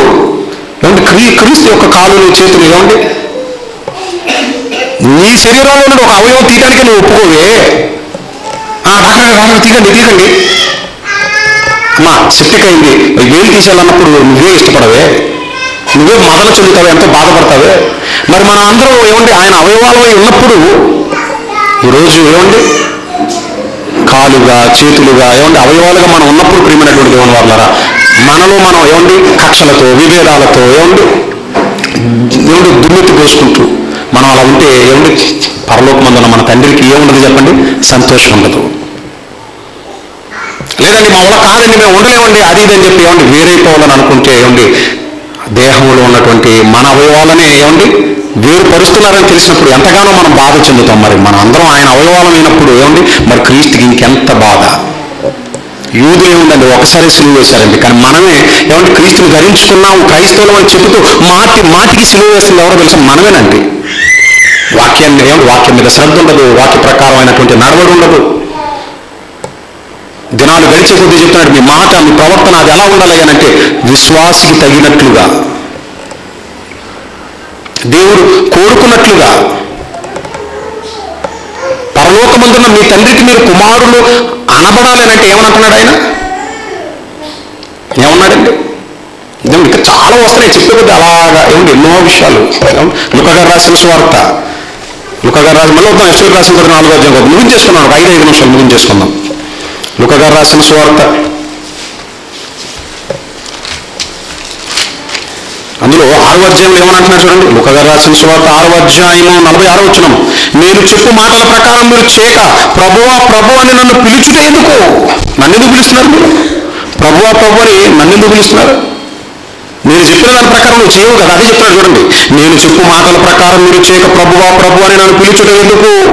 నా యొద్దకు వచ్చి నా మాటలు విని వాటి చొప్పున చేయి ప్రతి వాడును ఎవరిని పోలి ఉండునో మీకు తెలియజేతును. నువ్వు బండ మీద ఇంటిని కట్టుకున్నటువంటి వాడివి కాదు. ఏమండి ఆయన మాటలు విని కూడా నువ్వు దాని ప్రకారం నడవకపోతే ఏమనంటున్నాడు? నీ పునాది ఎక్కడ పడింది అయ్యానంటే చెప్తున్నా 49వ వచనంలో, అయితే నా మాటలు వినియు ఏమండి వినియు చెయ్యని వాడి పునాది ఏమండి వేక నేల మీద ఇల్లు కట్టిన వాడిని పోలి ఉండును. ఆయన మాటలు విని ఏమండి దాని ప్రకారం నడుచుకున్నట్లయితే బండ మీద ఏమండి మన పునాది పడినట్టే. క్రీస్తుని బండ మీద మనం పునాది పడినట్లే. కాబట్టి వాన వచ్చినా వరద వచ్చినా ఏమండి ప్రవాహం వచ్చినా ఏమండి ఆ ఇంటి మీద వడిగా కొట్టినను అది ఏమండి బాగుగా కట్టబడినందున ఏమండి అది కదిలింపబడదు. కానీ ఆయన మాటల ప్రకారం చేయనప్పుడు ఏమండి ఏ చిన్న ఉపద్రవం వచ్చినా వెంటనే ఏమైపోతాడు చెప్పండి? వాడు క్రీస్తు మార్గంలో నుండే తొలగిపోతాడు. అందుకని అంటున్నాడండి నేను చెప్పిన మాటల ప్రకారం మీరు చేయకుండా ప్రభువా ప్రభు నన్ను పిలవటం దేనికి? మరి ఆయన ఏమంటున్నాడు చూడండి 33వ వచనంలో చెప్తున్నాడు చూడండి. 32వ వచనం, ఇంతకీ ప్రభువా ప్రభువా అని నేను పిలవటానికి ముందు నువ్వు చెప్పినట్లు చేయాలని అంటున్నావు కదా, మరి ఇంతకీ ఏం చెప్తావు ప్రభు అంటే చెప్తున్నాడు చూడండి 32వ వచనంలో, మిమ్మల్ని ప్రేమించు వారిని మీరు ప్రేమించిన ఎడల మీకేమి మెప్పు కలుగును? పాపులను తమను ప్రేమించు వారిని ప్రేమింతురు కదా, మీకు మేలు చేయు వారికే మీరు మేలు చేసిన ఎడల మీకేమి మెప్పు కలుగును? పాపులను అలాగే చేతురు కదా. మరి ఏమనంటున్నారు చూడండి ఆయన 34వ వచనంలో. 35వ వచనం, మీరైతే ఎట్టి వారిని గూర్చి అయినను నిరాశ చేసుకొనక మీ శత్రువులను ప్రేమించుడి, మేలు చేయుడి, అప్రియుడి, అప్పుడు మీ ఫలము గొప్పదయ్యుండును, మీరు సర్వోన్నతుని కుమారులై ఉందురు. అది పాయింట్. మీరు దేవుని కుమారులు అనబడాలన్నా దేవుడు నావాడని మీకు సర్టిఫికేట్ ఇచ్చి మిమ్మల్ని పరలోకంలో చేర్చుకోవాలని అనుకుంటే ఆయన ఏమంటున్నాడు?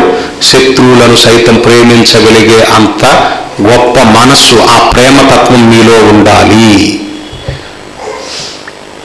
క్రీస్తు ఆ మనస్సు మీరు కలిగి ఉండాలి. ఆయన అడుగు జాడలలో మీరు నడవాలి. ఇలా మీరు చేయక ప్రభువా ప్రభువా అని నన్ను పిలవటం మూలంగా మీకు ఒరిగేదేమి లేదంటున్నాడు ఆయన. నేను వెళ్ళంటున్నాడు అసలు ఫస్ట్ ఆఫ్ ఆల్ బేసికల్గా.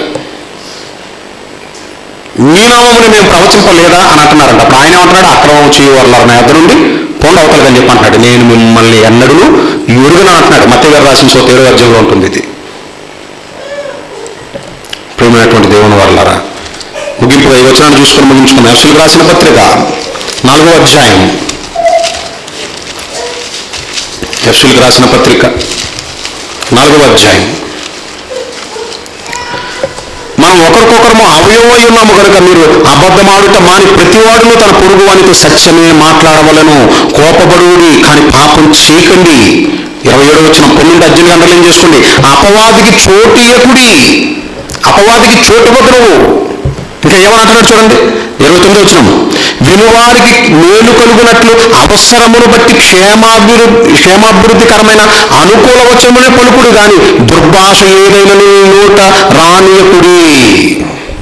సహోదరులతో మాట్లాడేటప్పుడు ఏం మాట్లాడుతున్నాం మనం? దేవుని గురించినటువంటి మాటలు మాట్లాడినప్పుడు వాళ్ళ ఆత్మీయ జీవితానికి అది ఎంతగానో ప్రయోజనాన్ని చేకూరుస్తాయి. అవి కాకుండా మనం వేరే ఏం మాట్లాడినా విస్తారమైన మాటలు ఏముంటుంది అంటున్నాడు ఆయన? దోషం ఉంటుంది. తిమోతి గారికి రాస్తూ అంటాడు, అనవసరమైనటువంటి ముసలమ్మ ముచ్చట్లకు దూరంగా ఉండమని చెప్పు. ఎందుకంటే అట్టి మాటలు మాట్లాడేవారు మరి ఎక్కువ ఏమవుతారట, వాళ్ళు భక్తిహీనులు అవుతారని అంటున్నాడు. తిమోతి గారికి రాసిన 2వ పత్రిక 2వ అధ్యాయంలో ఉంటుంది మాట. చివరగా ఏమనంటున్నాడు చూడండి, 30వ వచనం, దేవుని పరిశుద్ధాత్మను దుఃఖపరచుకుడి. దేవుని పరిశుద్ధాత్మను దుఃఖపరచుకుడి. విమోచన దినము వరకు ఆయన యందు మీరు ముద్రింపబడి ఉన్నారు. సమస్తమైన ద్వేషము, కోపము, క్రోధము, అల్లరి, దూషణ, సకలమైన దుష్టత్వము మీరు విసర్జించుడి. ఒకని ఎడల ఒకడు దయ కలిగి కరుణా హృదయులై క్రీస్తునందు దేవుడు మిమ్మును క్షమించిన ప్రకారం మీరును ఒకరినొకరు క్షమించుడి. అదండి దేవుడు ఏది రాయించాడో అదే చెప్తున్నాను నేను మీకు. ఒక్కటి కూడా నా మాట ఏది చెప్పలేదండి. పరిశుద్ధ గ్రంథం, మీ చేతిలో ఉన్న పరిశుద్ధ గ్రంథం ఏదైతే ఉందో అన్నీ అక్కడున్నవే. అంటే మనం పరలోకానికి వెళ్ళటానికి మనం ఎలా ఉండాలో, ఏం చేయాలో అనే మాటలు దేవుడు మనకి అర్థం కానంత కష్టమైన భాషలో ఏం రాయించలేదండి పరిశుద్ధ గ్రంథంలో. మనకు అర్థమయ్యే సింపుల్ లాంగ్వేజ్లోనే రాయించాడు. కాకపోతే మనమే వాటిని విని వాటి ప్రకారం గైకొనలేక మనం నడుచుకునేటటువంటివి, మనం గైకొనేటటువంటి కొన్ని వాటిని మాత్రమే గైకుంటూ మిగిలిన వాటిని పక్కకు పెట్టేసి మనకిష్టానుసారంగా మనం ముందుకు పోయినట్లయితే దాని వలన మన ఆత్మకు రక్షణ ఉండదు, దేవుడికి ప్రయోజనము ఉండదు, చివరికి మనకు నిత్య జీవం కూడా ఉండదండి. ఎందుకంటే ఆయన చెప్పేశాడు కదా, నేను చెప్పిన ఆజ్ఞల ప్రకారం మీరు చేయక ప్రభువా ప్రభువా నన్ను పిలవటం దేనికి? No use. కానీ ఎవడైతే వాడి దుష్టత్వాన్ని వదులుకొని, ఎవడైతే మార్పు చెంది, ఎవడైతే వాక్య ప్రకారం బ్రతుకుతాడో, ప్రవర్తిస్తాడో వాడు నావాడు. వాడు మొరపెట్టగా నేను వింటాను. అంతే కదండి. మన వాళ్ళు రాకెట్ వదిలేసి పైకి పంపించారు అంతే కదండి. చంద్రయాన్ 3 మూన్ మీద ల్యాండ్ అవ్వడం చప్పట్లు అప్పుడు అనిపించిందండి, ఇది వదిలిన చాలా రోజుల తర్వాత మూన్ మీదకి, చంద్రుడి మీదకి వెళ్ళినప్పుడే మన వాళ్ళు ఎంత ఆనందపడిపోతున్నారు. భూమి మీద ఇక్కడ నేను తండ్రి అని మొరపెడుతున్నప్పుడు మహాకాశములు దాటుకుని పరలోకములో ఉన్నటువంటి నా తండ్రి వద్దకు నా ప్రార్థన వెళ్ళి దానికి జవాబు వస్తున్నానంటే ఇంతకంటే వండర్ ఏముంటుంది ఈ ప్రపంచంలో అనుకున్నానండి. అంతకంటే వండర్ ఏదన్నా చెప్పండి.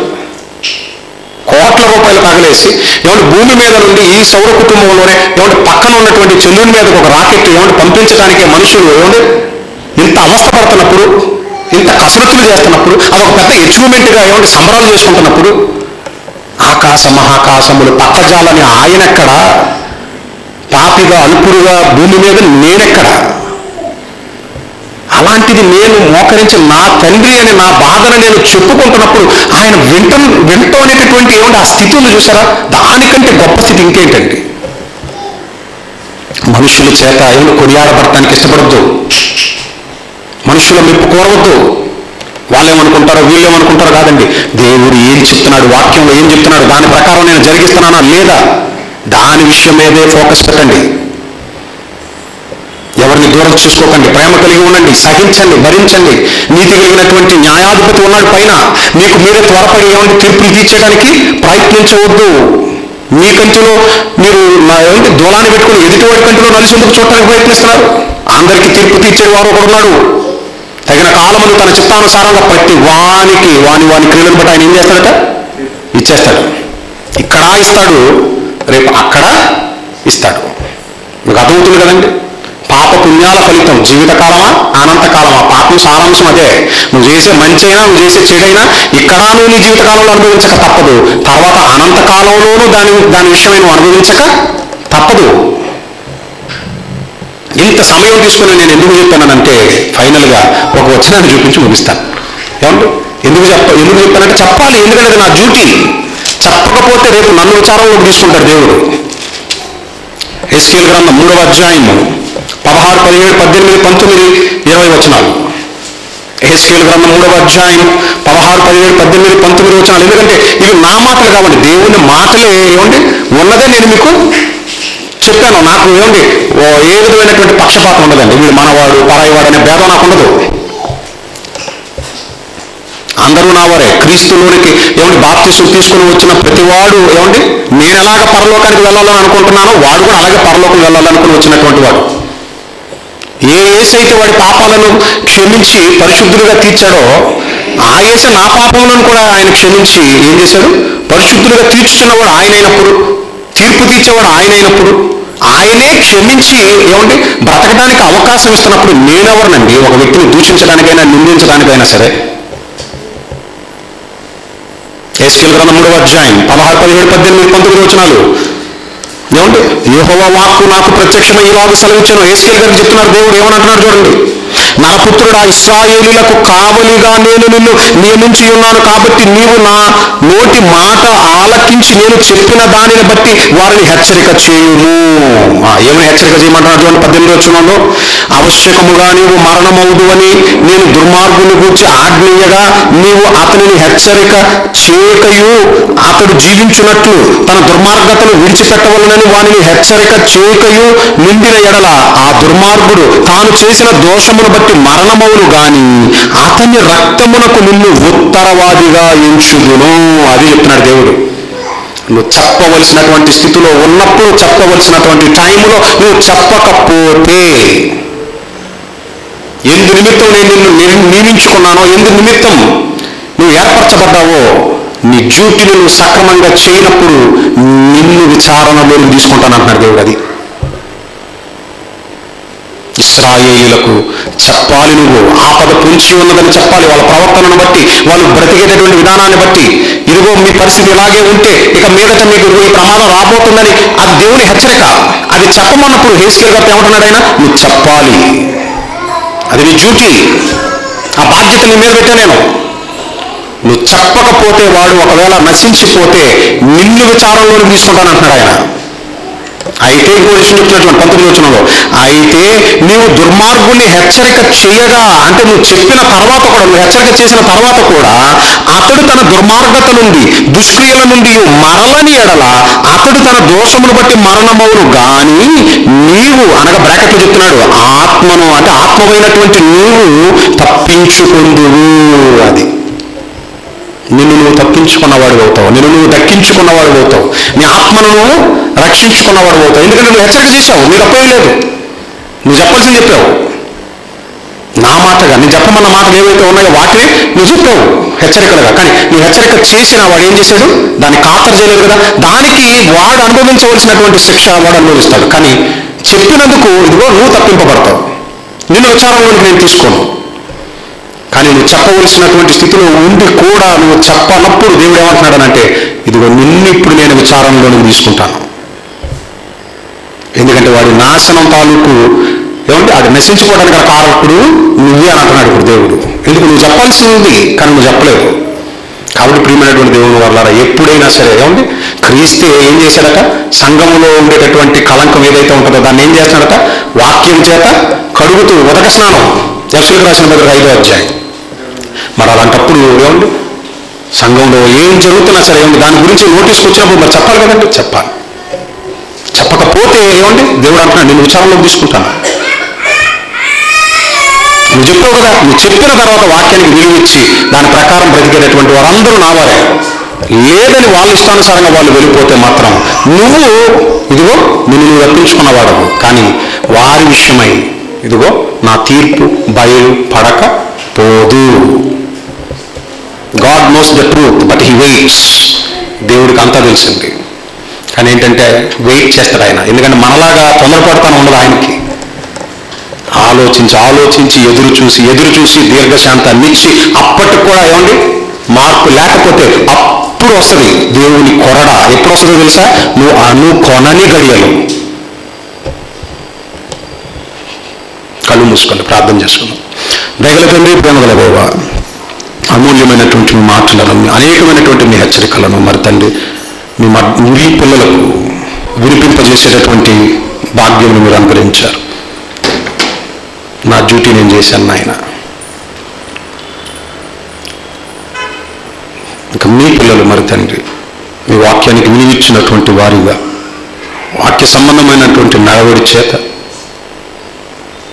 వాళ్ళు ప్రేమ కలిగి మరి తండ్రి మీ కొరకు బ్రతకగలుగుటకు నిందలను అవమానాలను మరి తండ్రి వాటిని సహించినటువంటి వారై భరించినటువంటి వారి వాటికి కృంగిపోక నీతిగల న్యాయాధిపతులైనటువంటి మీకు వారి విషయమై వస్తున్న ప్రతి నిందను మరి తండ్రి ఖాతరు చేయక